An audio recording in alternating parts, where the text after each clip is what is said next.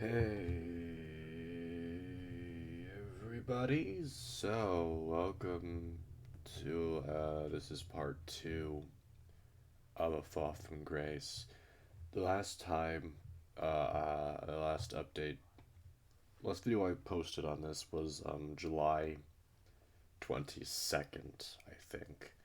And that is 205 days ago. I don't know, I'm saying that, I'm just saying that for reasons. I don't know why. But, all I remember from last time is that the two characters, whatever their fucking names were running away from the town for some reason. That's all I really remember. Let's just get into it. Let's just load this bitch up. And yeah, um, I highly doubt that this game is going to have any historical accuracy whatsoever.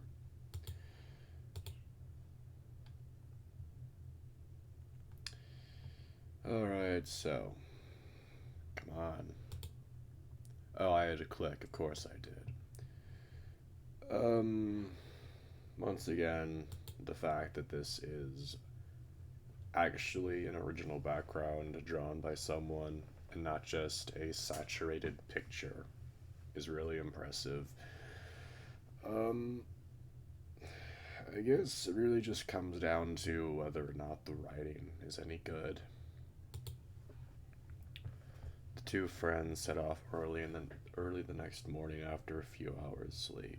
The sun shone brightly in the sky while a pleasant breeze rustled the leaves of the bushes and trees nearby. Alright, his name's Cedric. Totally. Cedric's back was already hurting slightly. Not sleeping in his own bed was part of this new lifestyle he's still to get used to. Yeah, being a criminal. He was walking beside Victor, who was already whistling as he marched on cheerfully. They weren't too far from their old home yet, as Cedric recognized the road they were on. In a few more hours, they would reach unfamiliar territory, which was a thought that both excited and slightly terrified the coyote. The fact that is definitely a British author. There's an S there. This path was often used by merchants and travelers heading from one town to the next. It had trees on either side of it and couldn't fit more than one carriage at a time. As he imagined, it would be perfect for someone like Victor to stage a robbery. Yeah, nice of you to be a criminal. It's just remains of an old fence stood to the path's left, almost overrun by the surrounding undergrowth. It gave this particular spot a rather picturesque feel. The coyote thought to himself, well, I will say that I really like how there's not been a single fucking grammar mistake or syntax error yet. That's definitely a step in the right direction. I don't remember anything about this game, though. I don't remember the story, the characters, nothing, because it's been that long. And the fact I don't remember really says a lot, because the updates between Arches and other VMs, such as the like as that, I remember everything the second I start the game up again. Whereas with this one, I don't fucking remember a thing. Like, I remember a few details here and there, but the fact I don't remember really kind of gives me the hint I'm not gonna like this. In fact, it was as if a gallant knight from an old novel could show up any moment, riding the noble steed on the way to save his beloved from the clutches of an evil wizard. Ah, yes. Cliches.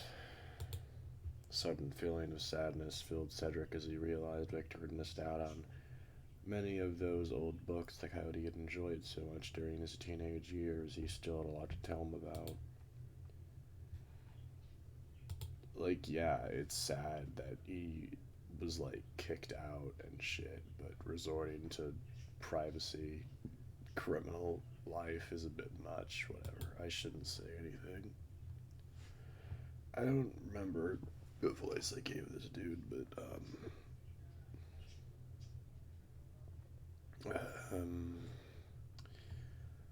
did you sleep well, Cedric? Victor had stopped whistling after noticing his friend seemingly wrapped up in thought. This really was the same old Cedric the fox remembered. Coyote had always made a habit of losing himself in his own thoughts, sometimes even during a conversation. This tended to occur pretty regularly, the last time having been only a few days before during his meal at the tavern with a Sander, Jack, and Bill. I'm pretty sure that I gave this dude a fucking Russian accent for some reason. Oh yes, I'm still adjusting to this, if you get what I mean. Victor chuckled softly to himself, looking relieved. Of course. Foss's expression turned pensive again as they walked on. I hope I haven't convinced you to do something foolish. Well, your entire way of life is foolish, so, you know, robbing people, that's pretty foolish of you, but whatever. What do you mean? Don't misinterpret what I'm saying. I absolutely adore having you up on my side. It's just, this is going to be a big change in your life, and there's no going back now. I just hope you don't come to regret this sort of choice after, that's all. You don't just leave your life behind and become abandoned any old day, you know. Fucking Vi, really? You've literally just gotten back with him, like, apparently 3 days ago. I don't even remember these two relationship or anything, so I'm a bit confuzzled on what's the fuck is going on, but I know the basics of it.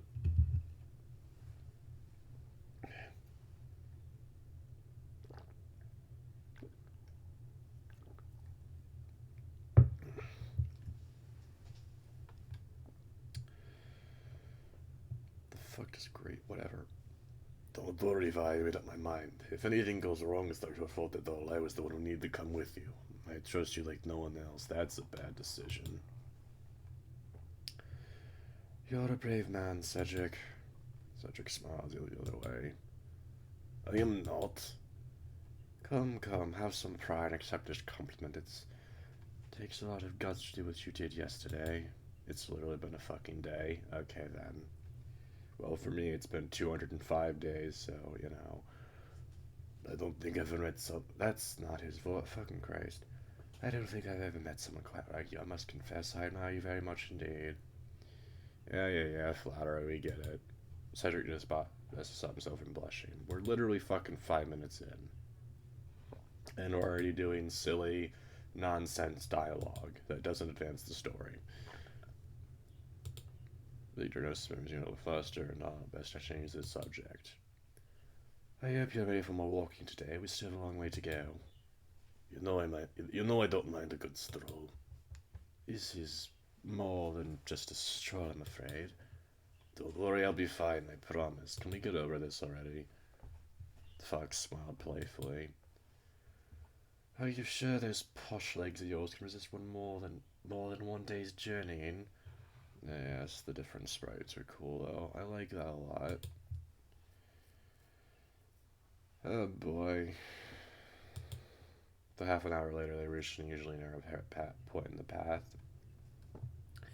where the trees seemed to close in tightly as everything grew more shady and mysterious. Oh no.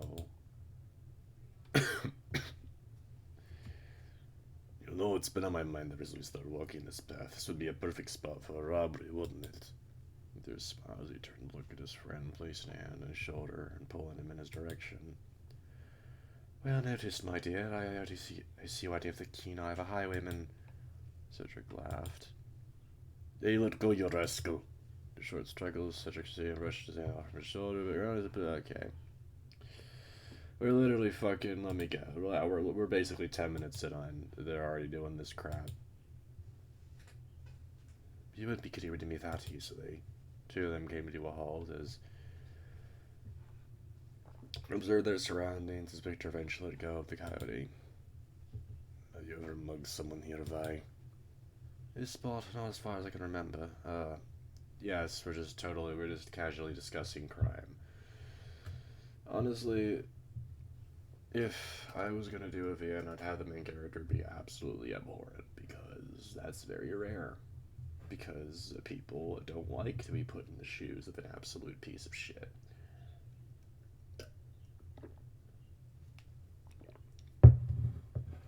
They better, like, adopt some sort of Robin Hood sort of mantra or something, because otherwise these two are going to be very just terrible people in general.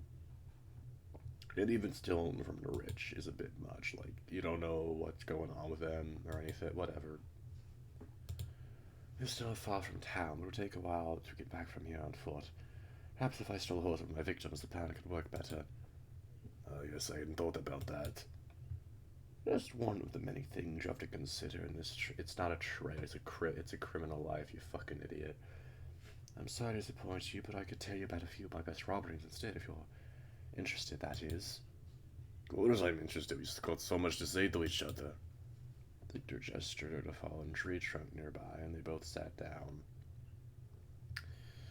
The fox pulled out a small flask after downing some of its contents, so as he began to narrate a few of his adventures as Cedric listened in awe. Despite his jokes a few minutes earlier, he had been genuinely concerned about his friend tiring out quickly, and thought these stories would be a good way for them to have a quick break. Well, maybe you should have fucking said that instead of joking about it. Maybe you should have, like, I don't know, expressed your concern in a genuine manner instead of being a fucking dickhole about it, you know? Where to start? I know just the tale. About a year ago, these two noblemen decided to have a duel over some petty argument, as rich idiots always do. It so happened they chose this particular abandoned building as the location for their fight. You mean? Indeed, the bastards picked my hideout. I witnessed the whole thing as I stuck about, quietly blocking every exit in the building. One of them, I think his name was Edward, wounded the other quite badly. Whether this was an accident or not, I couldn't tell, but once he stood up after checking on his competitor, there I was standing behind him. To make things even better, they were both carrying extremely valuable rings and pocket watches. Of course, that sort wouldn't dare part with their precious objects even while battering each other, just to show what their priorities are. Yes, prejudice, I see. Prejudice on your end and their end. Congratulations on being a hypocrite, Victor. But from my job's point of view, it made no difference. What a lucky day that was. It's incredible, but the wounded fellow, did he make it out alright? I'm afraid not. His wound was deep and he died a short time later. I don't even remember where I dumped the body. Cedric looked a bit uneasy after that last detail. Yeah, I would be too. Bandits' life is not a fun and game, Cedric. I'm afraid I'll have to get used to that. Turn off his serious tone, Victor continued more merrily. I'll tell you one more story, and this is an especially interesting one. It had been a very unlucky week. I wasn't really doing too well. I was tired and had no money left. The big person I tried mulliging was nothing on them, and I only narrowly escaped the guards a few other times. The morning we night something risky and mugged an old badger, a member of the town council, by the way, just outside his own front door. His return from the gambling house absolutely loaded with gold. So much gold I would shoot myself. I travelled to another town and I accidentally bought this mask, a completely honest purchase. Yes, honest. Honest, totally. Stealing another man's money that they won and then using it. Yeah, that's totally honest. I had some of the decorations myself, even though my artistic abilities are notably beneath yours. Cedric rolled his eyes at that last remark. Come on, I haven't done anything in at least 2 years now. But getting back to the tale, I was wondering, what did you use before the mask? Just a few rags to cover my muzzle. The mask is so much easier to wear and breathe in, and it didn't even cost me that much. Speaking of money, we have to be very smart with what we have right now. I've only got a few coins on me, and I'm sure you don't have much either. Good thinking, my boy. However, in this case, we're quite lucky as I have this by my side. Fox gestured at the sack he'd been carrying along with him since they set off. Oh, is that from, Cedric's parents' house, I'm guessing? Cedric had guessed it contained food and perhaps another pair of clothes, but was now excited as his mind started racing to the thought of what kind of riches this humble sack could be hiding. What's in there? Where'd you get it? Whoa, easy there. I'll show you in due time. For now, rest assured we can get by with what we have for a few days at least and sell some of it later on. Victor, I also have something for you. I'm sorry. I meant to give it to you yesterday, but I just forgot after everything that happened. Help? What is it? I just need to find it. Cedric slowly mumbled that up to himself as he rummaged around in his jacket pockets, pulling out a small white object and placed it in Victor's open hands. His eyes lit up as he gazed at this object, realizing what he'd been given. Cedric, you shouldn't have. They wanted to give this to you as a memento of all those wonderful days we spent together. Victor was holding a small white knight chess piece, still shiny and intricately ornate. He kept silent for a few seconds and went forward, hugging the coyote. Feels wonderful having you back with me here. Thank you. Thank you for everything. Cedric couldn't think of anything worth saying, just sat there hugging his friend with the biggest grin on his face. Then let Victor go, and the two slowly got up from where they were sitting. I took that from Lysander's aunt's house, by the way. I'll drive him up the wall when he discovers that piece is missing. You have no idea how much he spent on that chess set. Funnier still, he doesn't even like chess. Luck seemed to ignore Cedric's latest comments as he gazed at the path in front of them. Victor? His eyes shot up suddenly. Why? Someone's coming. We have to hide. We need to hide. Now! He shoved Cedric and the two got off the path and hid amongst the green bushes and undergrowth. Then Cedric heard as well. Marching footsteps. Right, because Lysander is a prick and sent people after them. Because he thinks he owns Cedric or some shit, I remember now. It sounded like a small group, about 4 or 5 people. Oh boy.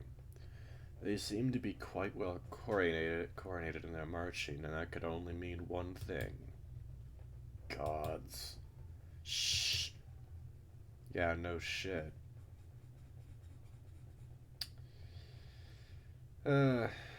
Neat. Victor clapped his hands over Cedric's muzzle as the group finally came into view, reaching the spot where the two friends had been standing just a few minutes earlier. Cedric gazed at their red uniforms from his hiding spot as they passed by. These seemed to be common guards patrolling the roads from town to town. So basically, I'm getting... This takes place in the 1700s, I'm pretty sure, which... Another Vienna that takes place during that time period. That's just funny. That's just really funny to me. Boy. Cedric gazed at that. Most of them were too young, and the uniforms were well worn. The colors slightly faded after hours likely spent under the sun. They were equipped with old rifles and a dagger each. However, there was something oddly familiar about them. Cedric thought he recognized their leader, adorned with a plumed helmet of sorts, but who was otherwise dressed identically to the other three. For a few seconds, he almost kicked himself as he realized this was one of the soldiers he had spoken to when inquiring after Victor a few days earlier. How could he have done something so foolish? Now these guards were searching for both of them and knew exactly who Cedric was. Cody's head drooped as felt responsible for them as they were now more than ever. Guards soon passed out of sight, and the sound of their footsteps began to fade in the distance. Andrew broke the silence, turning to face the coyote. He was trying his best to hide a decidedly worried look. This art's really fucking cool, but these eyes, they look fucked up. They look fucky.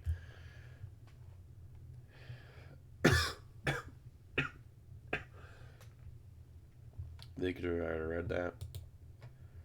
Strange to see the gods here at this time of day.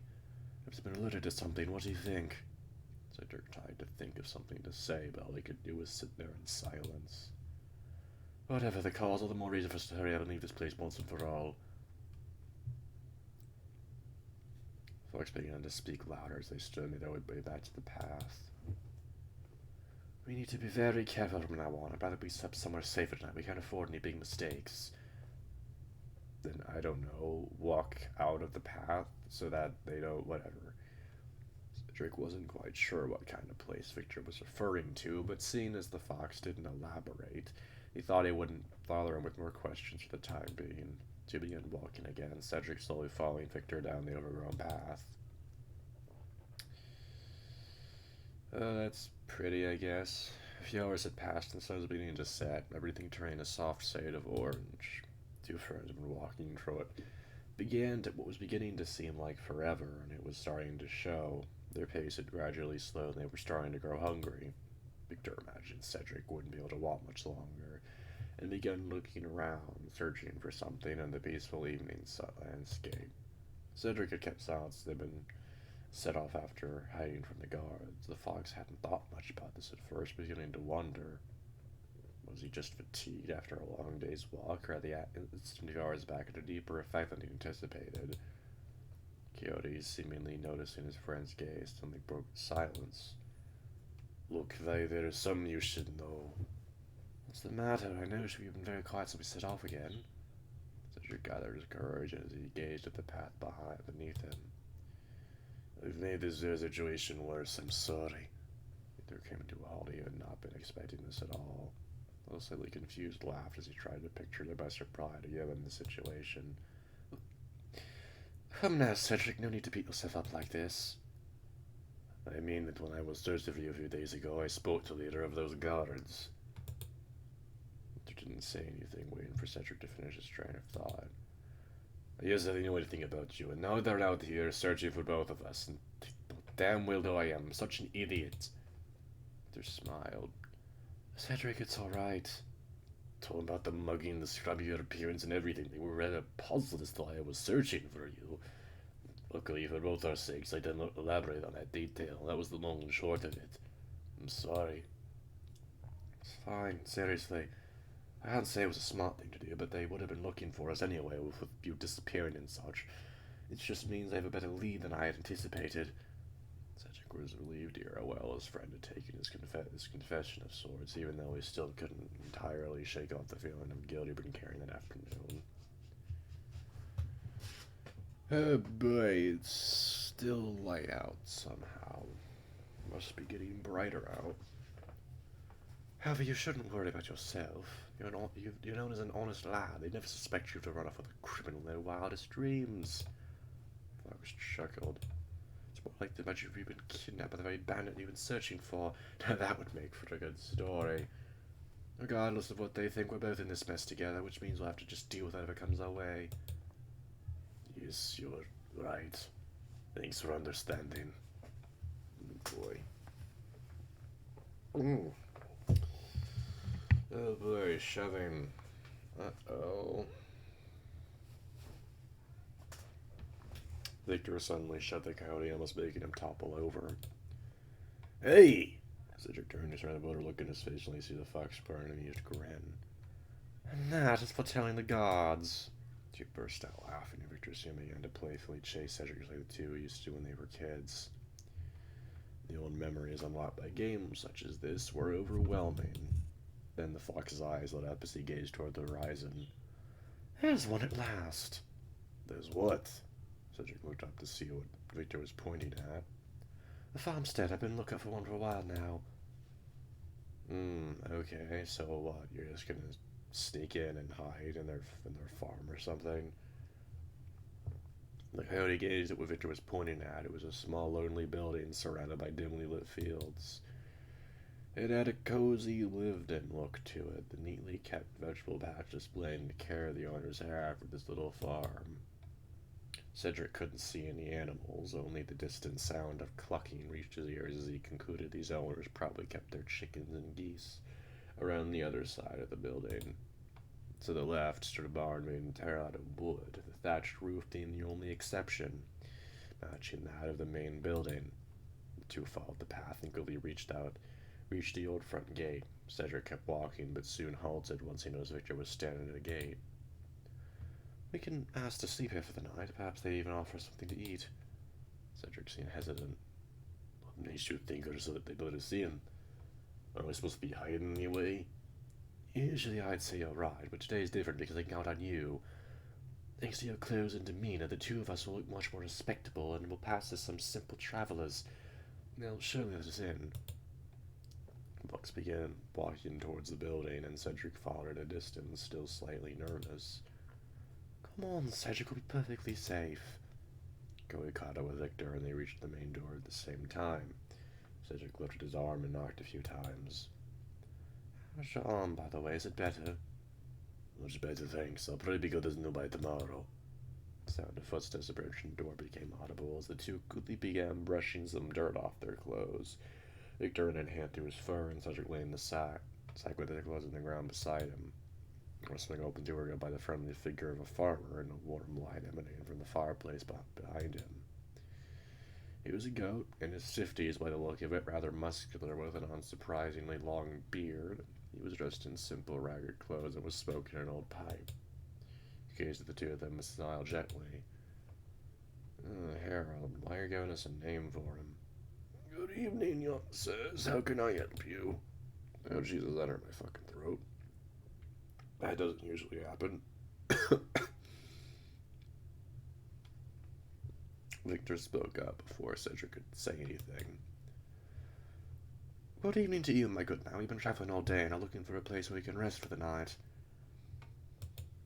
Now, where are you heading to? Eastward, the larger towns. You'll be visiting a cousin of mine. Cedric said this, hoping it would add to their credibility. He saw Victor nod, which was encouraging. At least he got something right this time. Victor turned his head to look at the coyote. My, you're well-dressed, my good fellow. I'd expect someone of your status to be traveling by carriage or the like. This put Cedric on the spot. He hadn't thought about this detail.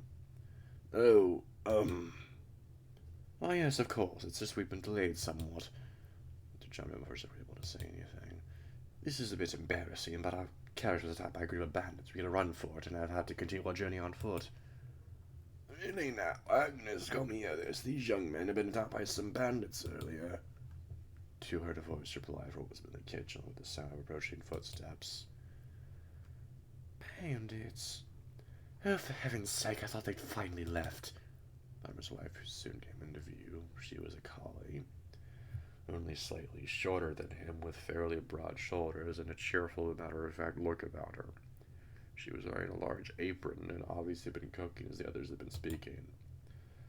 Good evening, boys. She shook both her hands energetically.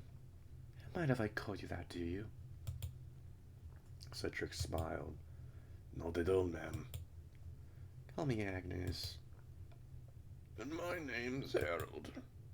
Yes, because they totally knew their name before. Whatever. Pleasure to meet you, sir. Cedric introduced him on the door, Victor turning up a serious look. Was reading his friend mine. He reasoned that probably it's best not to use your actual name when these guards searching for you up and down the old county parish. After seconds pause, he spoke. My name is Alistair, and this is my friend, Dorian. Fucking Dorian. Oh, Lord Almighty.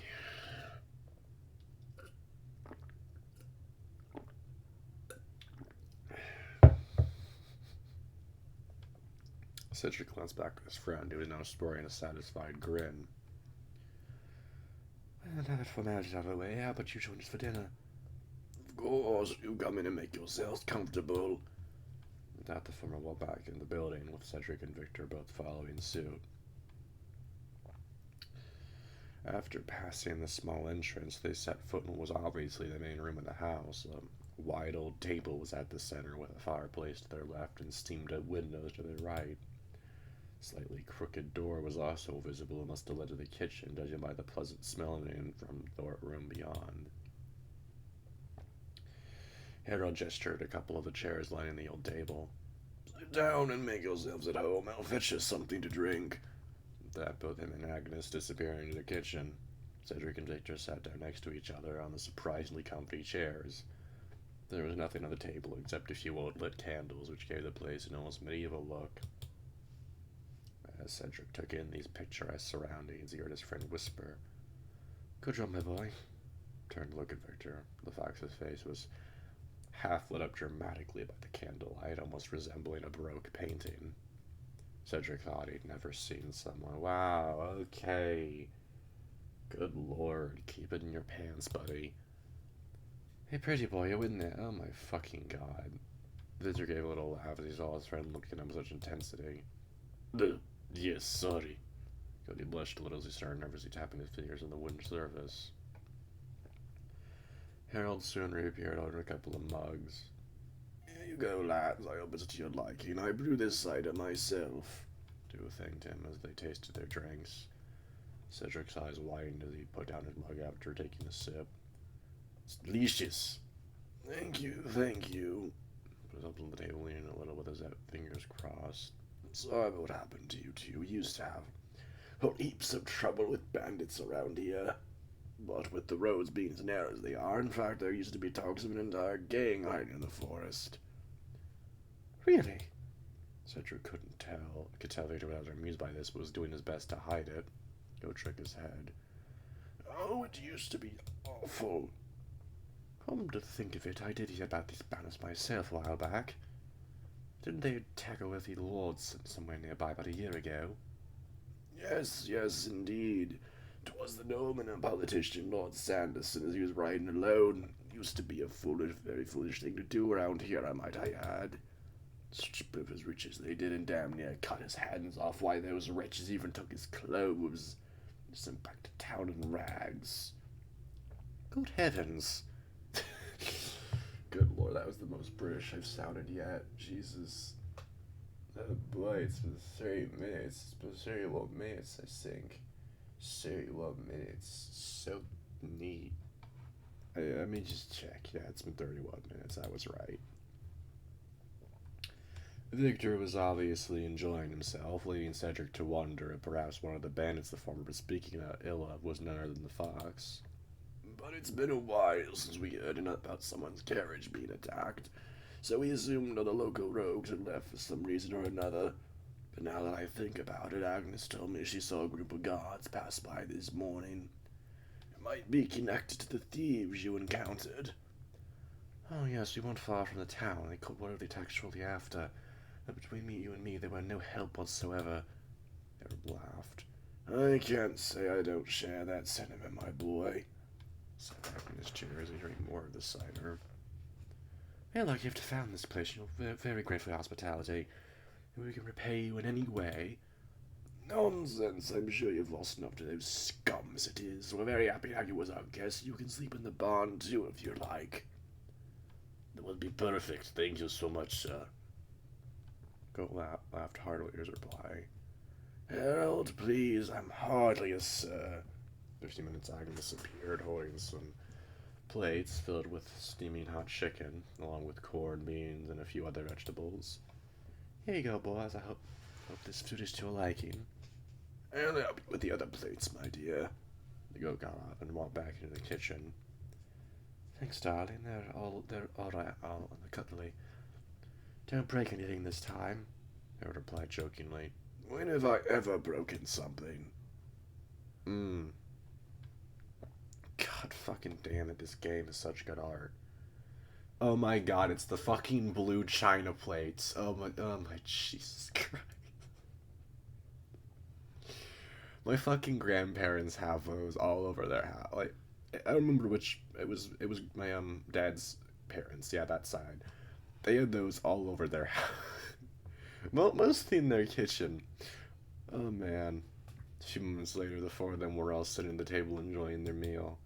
It was simple and absolutely delicious, and it wasn't long before both Cedric and Victor had almost licked their plates clean.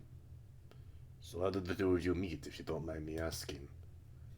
Not at all, not at all. I've always lived close by, and oh, shit. Jesus. Agnes. What the fuck?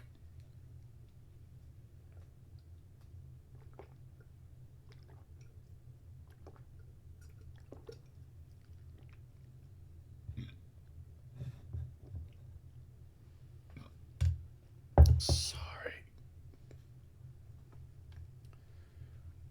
I've always lived close by, and Agnes here to come. Jesus fucking Christ, what's going on?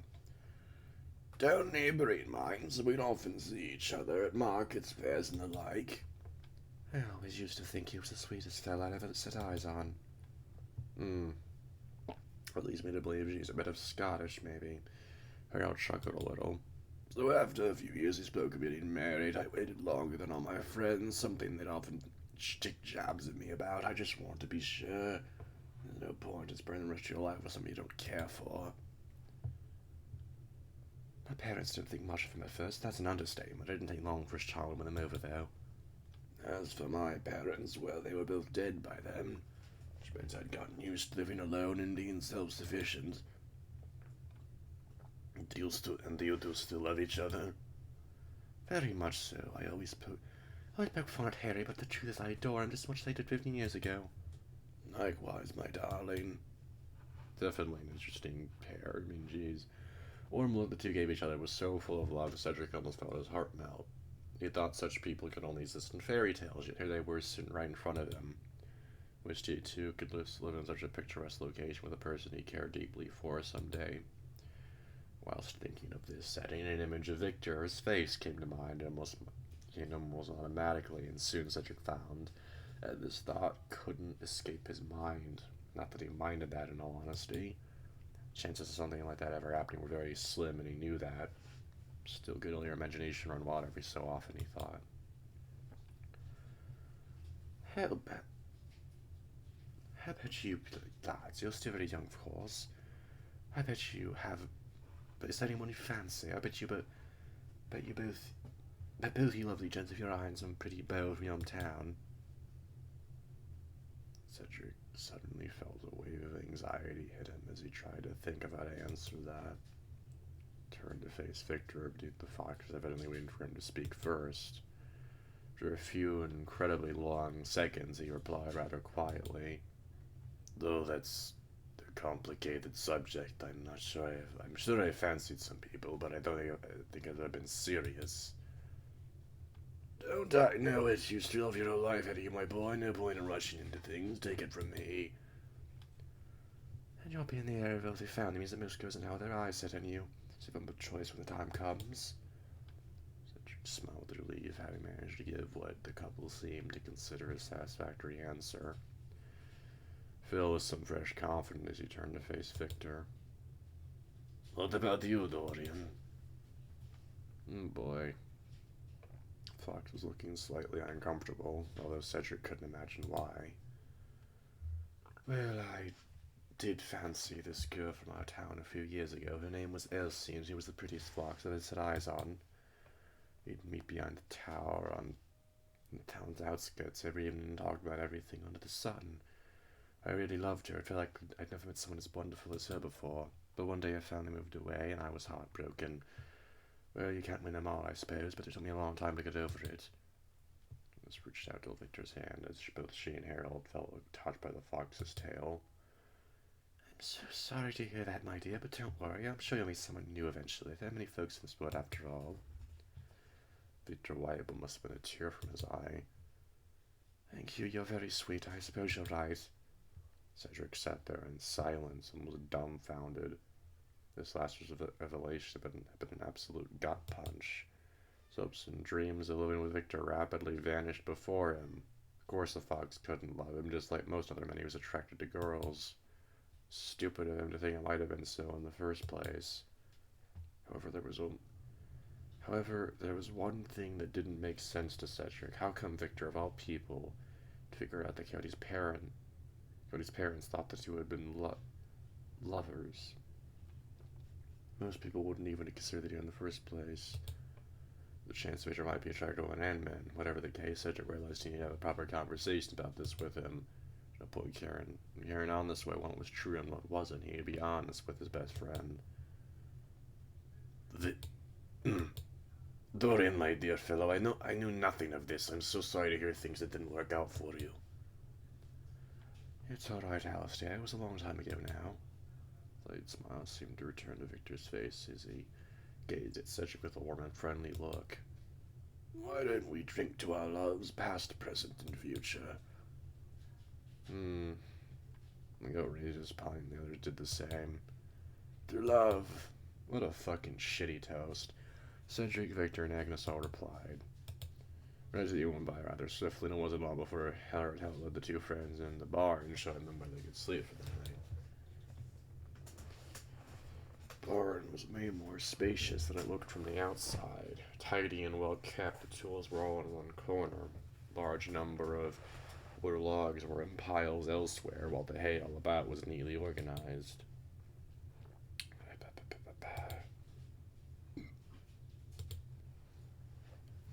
A few wicker baskets, a wooden ladder, and a bundle of sticks had been left in the central space, probably the only exception to their overall tidiness.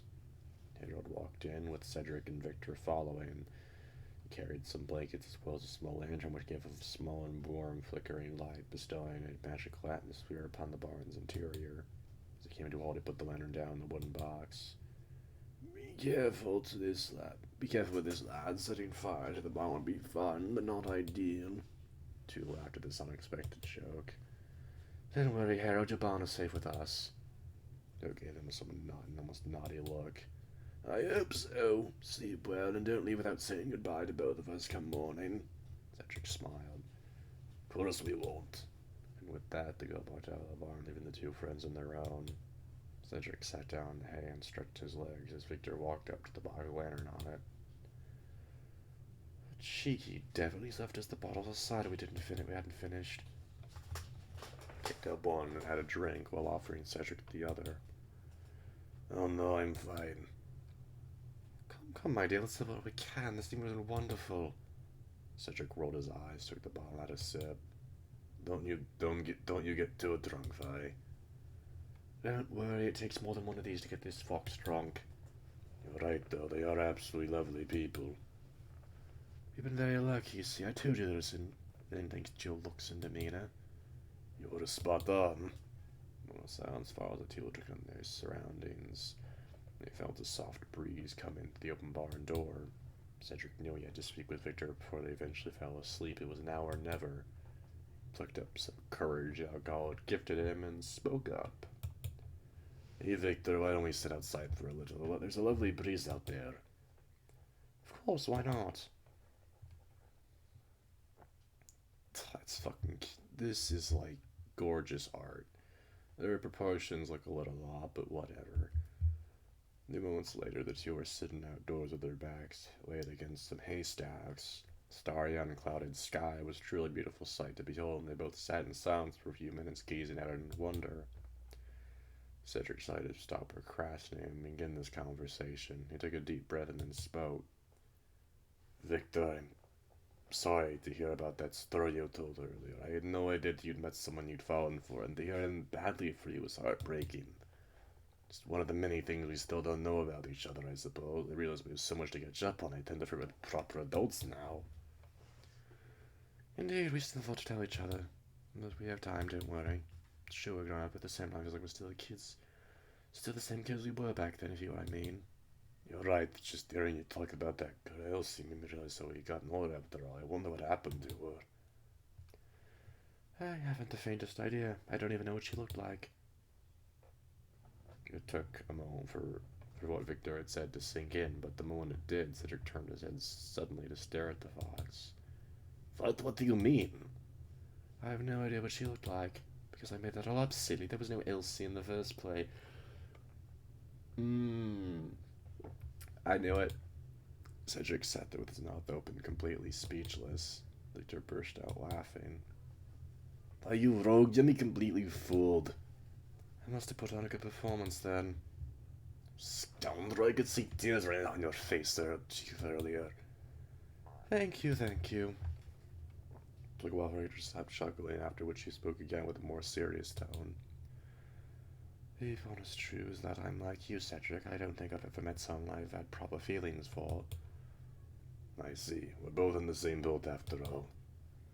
As we are. There's an almost empty bottle. However, there's one more thing I think you should know, Vi. Oh? This is difficult to say. Do a deep breath. It took me a long time to figure this out, but I've come to the realization that Cody felt his frustration grow. Why was the next bit so difficult to put into words? I'm just not attracted to women. So, you like men? He put the silence almost immediately. Cedric gave a nervous reply. Yes, I do. Wait to see if Victor would react to this. He wouldn't use his eyes out of shame. However, it was curious how rapidly the fox had picked up on where the conversation was leading once again. Would you fancy that? I would never imagine so. Just know this changes nothing about you, Cedric. It's only a matter of preference. We don't choose to be attracted, we are. He put his hand on his red shoulder reassuringly. Cedric felt his nerves rapidly wash out, replaced with a profound feeling of safety and acceptance as they both hugged. Fox couldn't even begin to imagine how good it felt to hear him speak those words. Victor slowly let go, still sitting close to the coyote. No looking away, and Cedric started to worry. Was he more upset than he let on? In fact, I suppose this means I also have a confession to make. Cedric's eyes widened. Is this really happening? I also like men, although I've known so for years. I slept with a few, but nothing more. Cedric was completely overwhelmed at this point. He wanted to ask so many questions, but only managed to quietly say his friend's name. Victor. Max turned to face him and smiled. Your mouth's open again, Cedric. The hand on Cody's chin gently pressed his mouth shut. Sounds like your past right about one thing, at least. I guess so. I'm completely blown away. As am I. I didn't really expect you to be like me. Cedric turned to look at the flag with almost teary eyes, and now with the dumbest grin plastered across his face. Still couldn't believe this actually happened and not just a dream. He scratched the back of his head rather nervously. This means that I can tell you something I thought I'd always have to keep to myself. Now as the fox's turn to look uncomfortable as he struggled to express his thoughts. Cedric was tremendously curious, not having the faintest idea what his friend was about to say. I find you very cute, Cedric. Oh my god, this is fucking adorable. Cedric did his best to resist the urge to faint or otherwise scream. You... Anything resembling words or a sentence had left him at this point. Thank you. Thank you. Thank you. Thank you. Was that all he could say? The revelation Victor fancied him of all people? His ears bleeding and Twitch's face got hotter, nervously tapped his fingers. It was best to say something else, but to no avail. Victor laughed. I love it when you're all flustered. Enjoyed your company immensely these last few days. I admire your courage and honesty. She sat in silence for a good 10 minutes or so as they both looked together and just happened. Calm sight of the starry sky gave them a sense of tranquility and ease. They both felt as if a heavy burden was finally off their back, that they could speak to each other completely honestly for the first time since their meeting a few days earlier. Cedric was never the superstitious type, but he couldn't shake off the feeling that all this was meant to happen, meant to be. Like his life had been leading up to this moment, and all he could do was sit there, completely at peace. After a few more moments, Fox got up as they made his way toward the door again. I think it's time we got some sleep now. More journey away since tomorrow. I hope it hasn't been too much for you so far. Cedric picked himself up and followed his friend into the barn. I'm fine, don't worry. Both undressed and laid themselves down. The blanket still left them. Victor sat up to lower the candle inside the lantern. Shh! Fuck! God damn it! Jesus Christ! You don't jump scare me like that, you fucking dick. Victor laid himself down again, gently rustling the hand under his blanket. Usually, Cedric would have had trouble switching off his brain after what just happened. After what had happened a short time earlier, but the day's exhaustion finally caught up with him and he was fast asleep in no time. The two woke up early the next morning, after getting dressed and having had a bite to eat. Victor thought it'd be a good idea for the two of them to have a wash in the stream nearby. Once there, Cedric had tried making a joke about both of them getting undressed, thinking it especially amusing how they went the night prior, but it didn't seem to land well. Victor remained silent. Cedric had also tried to make conversation, but this also didn't seem to get very far. He started to worry that something upset the fox, but he thought it best to delay this conversation until they'd left the farmstead. After bathing and drying in the warm sunlight, both were soon ready to set forth on their journey once more. There wasn't a cloud in the sky, judging by the breeze and the cheerful sound of birdsong all around. It's going to be a beautiful day. After knocking at the entrance one last time, the two farmers came to see them off. Harold shook their hands vigorously, while Agnes hugged them both. Victor and Cedric were sorry to have to say goodbye to such lovely people, even after only having met them the evening before. Good luck, boys, if you're having to pass this way again. Do visit just stop by and say hello. We'd love to have you back here as our guests. Well said, my dear. Have a safe journey, young sirs. Oh, here, take this. Dennis reached for an entrance inside the house just behind the entrance that turned out to be a small basket full of delicious-looking mushrooms. I picked them myself. Have a few of you get packaged along the way. You shouldn't have. He took the basket, closed it, and fitted it in the sack with his clothes. Victor then cleared his throat and spoke up. Very well, I'd say it's time to go. Goodbye. Bye, thank you for everything. Two kept waving as they closed the smoke gate behind them, enjoying the main road, soon losing sight of the old couple in the distance.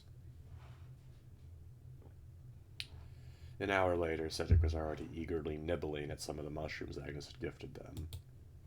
You sure you don't want them, Devi? Fox turned to face him, seemingly still wrapped up in his own thoughts until that moment. No thank you, I'm not hungry. I just save a few for me and I'll have them later. Cedric was beginning to get worried now as Brent's tone sounded cold and dismissive. Of course. That was the best moment to ask if everything he had said last night had upset him, but Cedric was barely able to start thinking about how to word his thoughts when Victor suddenly spoke. Cedric, sorry about last night. I didn't really mean to be so forward. I suppose that cider was stronger than I anticipated. So this is what had been bothering him. Cedric thought as he almost sighed in relief after expecting a much more serious confession. Rather, was quite amused to see just how flustered the fox seemed to be. No need to apologize, Vi. I appreciated the comment. And I wasn't able to say this yesterday, but I find you incredibly handsome. Winter stopped in his tracks. You do? Of course I do. You're pulling my leg. Cedric started laughing at his incredulous expression. I swear I'm not. They resumed his steady marching pace, seemingly invigorated by his unexpected discovery. In fact, he was now unintentionally walking faster. Cedric, you naughty boy, so you have a thing for handsome, mysterious fox bandits, do you? Cedric was still giggling as he engaged with Victor's banter. Most definitely, and you obviously have a thing for broken, problematic rich kids. Indeed, if this is what fate decided I should like, you might argue with that. Well said, well said. So this is the reason you're coming along with me. It's more of an added bonus. Is this why you asked me to come along with you? I won't confirm or deny that statement. They kept laughing and joking as they journeyed on for the next hour. The path started to grow shadier, and they soon reached a small clearing where they decided it would be a good idea to rest for a while. Sun rays shone through the rustling leaves, creating beautifully uneven patterns of light on the damp ground. Joe noticed a couple of fallen tree trunks a few feet away and sat themselves down. Cedric offered Victor the basket of the mushrooms again, and the fox finally accepting it and tasting a few of them. These are delicious. Told you so. I think we should be doing a small town now, so keep your ears open in case one comes our way. You'll do. Cody gazed at the large sack his companion had been carrying once more. What was he hiding in? He decided to try asking again. Why, what's in there? Why won't you tell me? In here, do you really want to know? Of course I do. Fox hesitated for a moment, then opened the sack and its contents at long last. Sparkling jewels, shiny candlesticks, silverware, cloth, silks, and satins all greeted Cedric's eye as he took everything in. Wow, where did you get the... Then he noticed these objects were all familiar, too familiar. I fucking knew it. I fucking knew it. He recognized those candlesticks, knew exactly where they'd been sitting before being thrown into the sack. Victor, you stole from my parents' house. You completely mad? What if they'd caught you?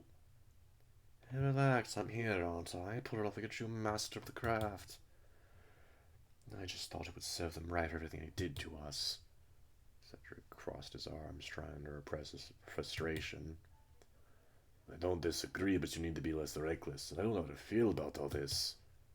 I spoke slowly as he did the best to think of the right thing to say in this situation.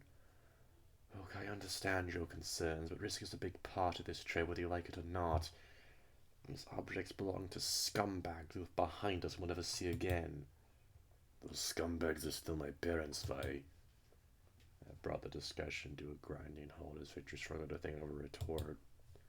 And his head sank as he looked the other way. I'm sorry, Cedric, I didn't think it would upset you the way it has. In a short pause, he spoke up again. We are a team now. I should always consult you before any big decision. I apologize. Cedric sighed as he finally began to calm down. It's okay. I suppose I just wasn't ready for this yet. I understand. Fear not, it won't happen again. Cedric gently held Victor's gloved hand. I'll take your word for it. Two shared a short look and smiled, both glad this argument of sorts was behind them. Might have sounded nonsensical to most people, but part of Cedric still loved his parents, making it very difficult to accept, much less forgive what his friend had done. However, he thought it best to address these concerns at a later moment, perhaps when they reached the larger town they were heading to. Uttering a gentle sigh as he pushed these uncomfortable feelings to the back of his mind. Victor suddenly arose and was making Cedric jump. What the?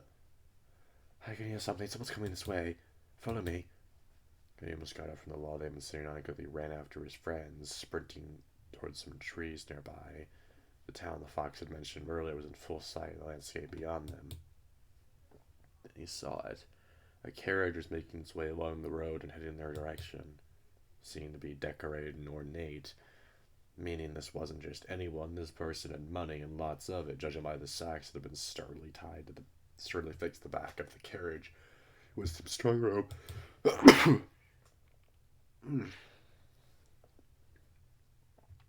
Excuse me, jeez.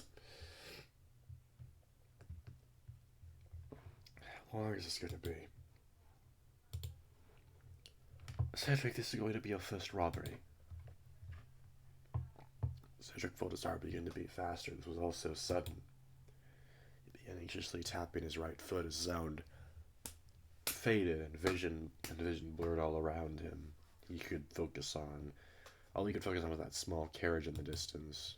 Turning to gaze at Victor was what ended up calming his nerves down. Fox hadn't a trace of his friend's worried look, and Cedric knew for a fact he'd probably been in worse situations than this one. Bandit knew what he was doing. Gathering his courage, he whispered, All right, White, I know what to do and I'll do my best. Oh boy. A few minutes later, the white polar bear, driving the carriage, rounded a corner and reached the clearing the two friends had been sitting in earlier. Why was he on his own? This made no sense. His master had told him to head to his new country estate, and they would catch up with him later that day. Thus, the bear obviously didn't feel safe traveling alone while carrying so many valuable objects. Now he just entered this forest, which certainly didn't ease his rising anxiety. It's alright, Jacob. You've been down this road many times. Everything will be fine. Tried to out to himself, but was interrupted as he thought he heard the snapping of some branches. Turned his head in the direction the noise came from, but couldn't see anything unusual. Everything better be fine for heaven's sake. Around the corner, and as he did so, he felt his heart miss a beat. You large tree trunks had been strewn across the narrow path, blocking it completely. Horses came to a halt as Jacob panicked, realizing he'd been fallen headfirst into a trap. Oh God, I'm done for. Oh my God. With a sudden rustling of leaves, a figure emerged from the bushes before him. This figure revealed itself to be a bandit dressed in dark, ragged robes, wearing an ornate mask, and twirling a shiny dagger in his right hand. He confidently walked up to where the bear was seated, obviously having done this many times already. Jacob's mind started racing as he figured there still might be a chance to get out of this situation. Rapidly turned around, trying to see if the pathway behind him was clear, thinking of how to make his escape. He shivered as he saw another figure appear in the exact spot, wearing a cloth over his muzzle and holding a long knife. All hope of making a quick getaway was crushed.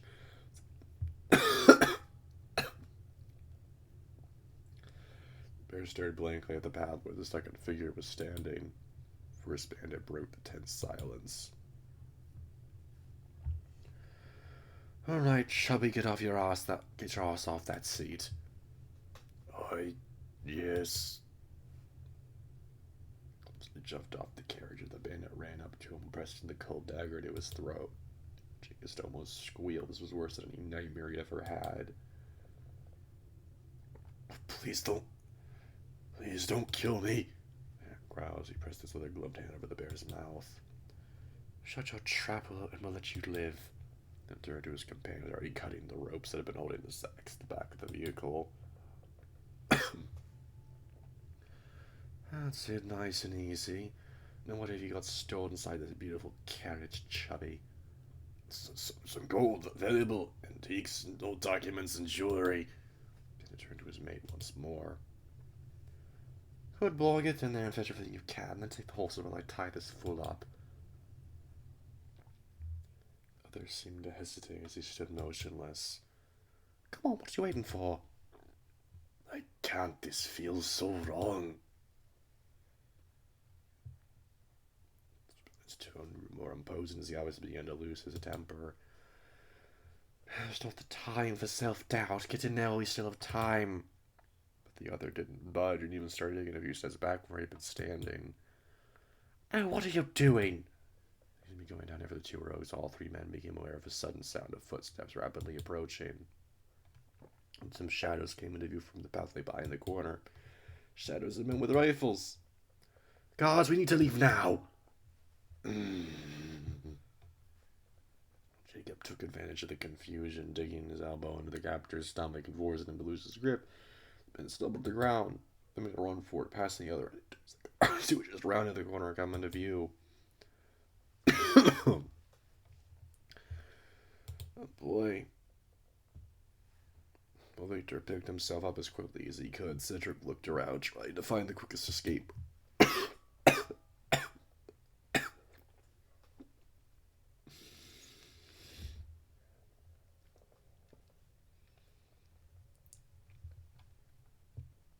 Forest seemed to go thicker to their right, and it was the direction the fox was also turning towards. Just as he was about to catch up with Victor, a small hobbit that fell on the ground next to him caught his eye. It was a red silk coin purse with some gold leaf decorations. Come on. Geez, sorry. Jesus.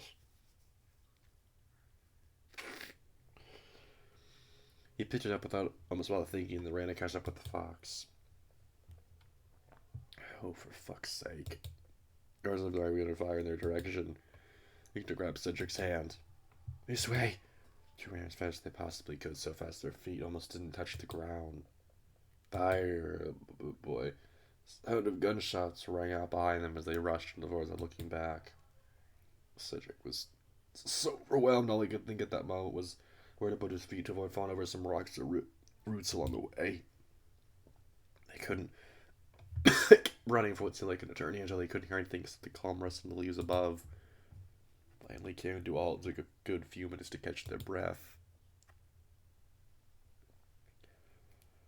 Once they'd stopped panting, Victor was the first to speak up. What on earth happened back there? Why didn't you go in like I told you to? Sorry, I just panicked. As he sat down in the soft grass and answered with sarcastic tone. A bandit doesn't panic, Cedric. When you steal from someone, part of your brain has to switch off. I told you so. Brushed his muzzle in his hands. He grumbled. Fuck it, better luck next time, I suppose. Wait the moment. Slenderman proceeded to him before escaping. I managed to pick this up at the last minute. And into Victor's eyes he saw widen as a grin returned to his previously somber face. It's not much, but I'll do better next time, Vi, I promise.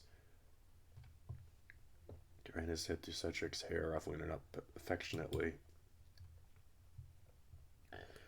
Who maketh thee few yet, rich boy? Cedric chuckled, discovering the process that doing so is rather difficult when you're mostly out of breath.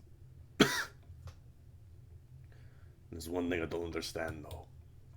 What's that? Where did all those guards come from? It was a coincidence. It's an extremely unlucky one. Good question. I've wondered that myself. Wow. Okay, that's a good thing. Characters in this aren't fucking stupid. They're not dumb. The main characters aren't dumb like the majority of fucking the end protagonists. Like, Jesus. I swear, most MCs in these games have the IQ of a fucking potato. I need to go get more water because my fucking throat is really tickling, and I need it. Okay, I need it. Okay, fuck this. I need to go do that.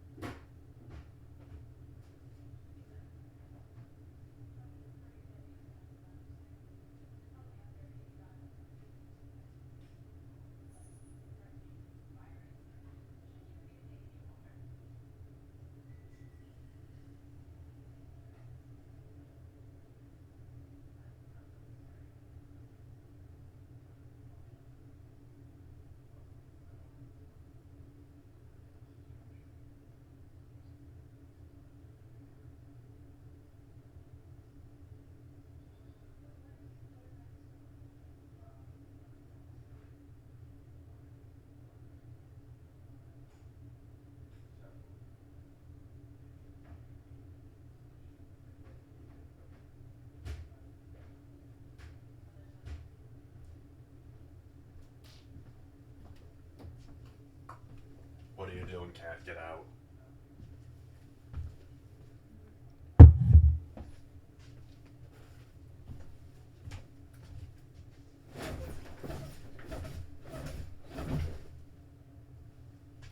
Go.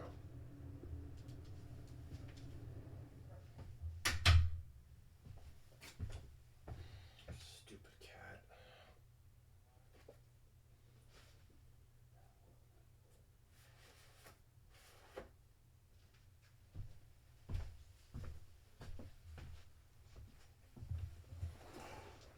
I swear you tell them they're not allowed in here as many times as you possibly can, and they still fucking listen. I swear. They're stupid. They're stupid animals. Alright, so I'll get into this, I guess. They didn't seem to be following the cat, what I could tell. I suppose we'll never know. Flex having a look at the purse's contents as Cedric looked around at the forest. So what now? Heading to that town we could see earlier is obviously not an option anymore.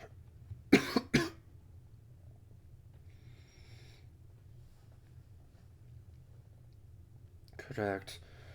I'm sorry to disappoint you, but I don't know. I need to have a good think about this. Both ears suddenly shot up as they heard voices at a distance. It sounded like some of the guards were still searching for them. I need to hide again and get behind those bushes.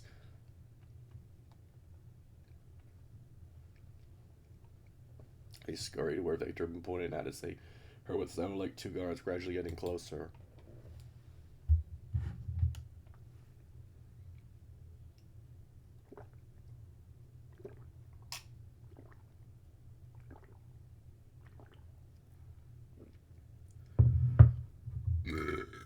Excusez-moi. The beer said there were only two of them. I saw two. It might have been more nearby. Guards came into view as the two friends saw them searching some of the bushes. Luckily, they seemed heading away from where the bandits were crouched. I think there might be a whole gang of them. I wouldn't exclude it. Remember what the captain told the other day? It was thinking we're rare, but there can't be within it. That makes sense. The two would probably just join them. Victor turned to Cedric and whispered, "That's it. I know what to do. Follow me." We crept out of the bushes as the guards' voices faded away. I think I knew who they were talking about. You do? If these are the bandits I think they are, we're safe. Do they know you? I smiled like recalling some amusing past events. Oh, we're old friends. Grinned his pace, telling Cedric helped to get to this bandits' camp before dusk. Do you even know where the hideout is? Absolutely none, but if it's them, I know exactly where to look. Seat relieved. Was relieved that things seemed to be going their way again and felt less tired than he would have otherwise now that he knew they were finally headed somewhere safe. The sun was beginning to set, and everything was turning a deep orange once more, the shady forest growing ever darker as time went by. Back in the clearing where Cedric's first robbery had taken place a few hours earlier, everything had been left scattered on the ground. Guards had been told to leave the various sacks and precious objects they were until further notice. A couple of them patrolled the path nearby, just to make sure all was safe as the evening crept in. Only 3 travelers on the way to town had passed that way, inquiring as to what had happened, otherwise all been peaceful.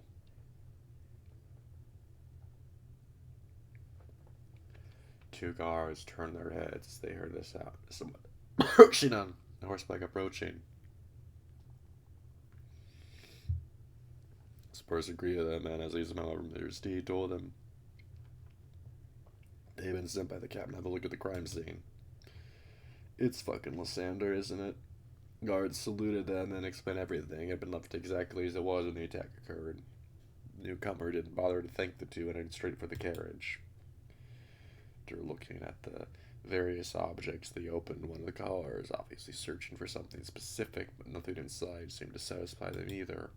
Burst of rage, they kicked the carriage and toppled it over in process. Guards looked at each other, confused but also quite amused by the odd spectacle they were witnessing. The newcomers without delay when a small train on the ground caught their eye.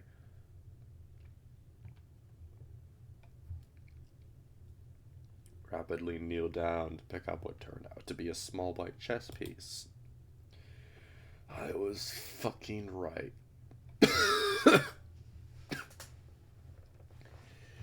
This piece of shit. Though at long last I have been looking for this.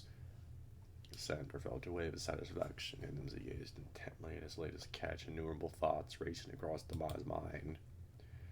So I finally found you, Cedric, you fool. Turns out this piece you stole sent me straight to you. Hope your low-life outing has been enjoyable so far, because I'm going to make sure it will not last much longer. Tugging his grip around the small white knight, almost as if he was trying to squeeze the life out of it. And I promise you it will end with both of you where it truly belong. You living the life you were meant for in my arms, and that base-born fox's head laid upon the chopping block. Jesus, you fucking narcissist. Jesus Christ. Kill yourself, you fucking cockwaffle. That's interesting. Okay, so that's over now. Yeah, my thoughts on this update are, once again, yeah, it's really fucking cool. Yeah, it's amazing. Love it a lot. It's fucking great.